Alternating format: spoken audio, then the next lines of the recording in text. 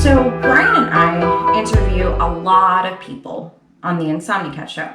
And we have a really unique interviewing style. I tend to be more organized and I do a lot of research, and Brian likes to, we joke, derail the interviews by asking random questions. And the truth is, you need both of those. You need both of those elements. And we shouldn't call it derailing, because really it's playing off of the conversation at play. And when I went to school for journalism, and I back in high school, I thought to myself, wow, how easy is journalism? I don't need to know anything. All I need to do is ask who, what, where, when, and why, because that's what they taught us, right? And that is news journalism. That is traditional, news writing, print journalism-esque style. But that's not what we do here at the Insomnicat Show. Here, we want to know more about people. We want to know why they do what they do. We want to find some useful information for them to give to our listeners. So I think that's the first thing that comes to play when you're thinking about conducting a good interview. So you need some skills, right? I mean, there needs to be some preparation. First and foremost, you have to prepare. No matter who you're interviewing, you need to, even if you think you know them, you need to prepare by reading about them, listening to their videos. Maybe they've spoken somewhere, maybe they've written a book. And you don't have to read the whole book, but at least know what that book is about. Maybe read the table of contents, read anything they've written for other publications, and then read anything that's been written about them. So have they been in the media? Look that up. So find out what's been going on, at least in the past year, and maybe even further back. And then the next thing I like to do when I'm getting prepared to interview someone is pull out the core topic. So let's say we did an interview the other day with Darla, and Darla is an organizer. So what's going on around organizing or home offices right now that would be important to maybe weave into that interview? Obviously, a lot of people are working from home. So that was part of the key focus of our interview and our discussion, was talking about the home office, because a lot of people are now in this situation that they were not prepared for. So after you look at what's trending in the news around that topic, you start to come up with things that, the basics. Start with the basics, right? Tell us a little bit about yourself, right? Even if we don't use that, if it's a written interview, you might not use that, but it's for background information. If it's on video, you can always edit some of that out if you don't need all of that. But get a better sense, because as they talk, you will then be able to build off of some of those things that came up that you did not read or listen to or watch on YouTube when you were looking them up. So that's kind of where Brian comes in, and his interviewing style is, okay, I'm gonna listen, right? Because all good interviewers are good listeners. So I'm surprised that I do this well, because I'm a terrible listener. I don't shut up.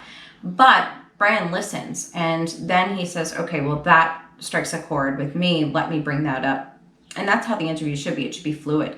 And one of the other things we like to do is really talk about something that's going on with them now. Maybe they just released a book, or they're going to be releasing a product, or whatever it is. Talk about that, bring that up. We enjoy doing that. Even if we don't use all the information for something else, it's good to have that, and it's good to be able to plug that or link to that if there is somewhere to link in the description. Another thing that makes for a really good interview is being yourself. Now, I understand there are probably certain situations where you feel that you need to be a little bit more stuffy, more proper, and I'm sure there are, but we've talked to some really high-level people here, and we do the best interviewing by being ourselves. So what that means is not being afraid to come on that call and let people know you're human.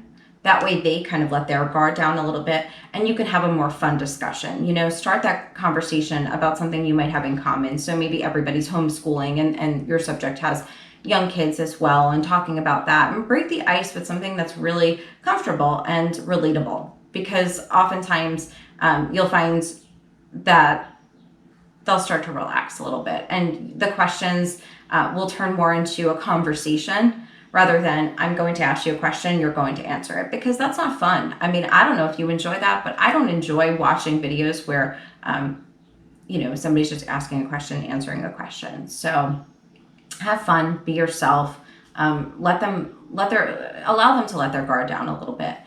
And at the end of every interview, we know what our mission is. Our mission is to be able to provide some actionable advice. So we like to incorporate that into the end of our interview, but you may have a different mission, and maybe your mission is to extract a story about, feeding hungry children, and this person needs to, you need to ask questions that are going to support that, or maybe they don't support that and you have to change things up, but you need to at least revolve your questions around that topic. For us, we have a little bit more leeway because we're really about inspiring people, so we can bend a little bit. But at the end, if there's anything else that you've forgotten, it's important to ask them, what else have I not asked you that you think is really important to bring up? And this can be done across all types of interviews. So not only interviews that are going to be on a show or a podcast, or this is for any sort of content marketing. If you're writing content and you're interviewing a subject matter expert, allow them the opportunity then to add to anything that you have forgotten to ask. And allow them to plug any information if that jives with your platform. We like to do that because we're so grateful that we have guests on the show, and we want them to succeed. So that's another really important thing for us.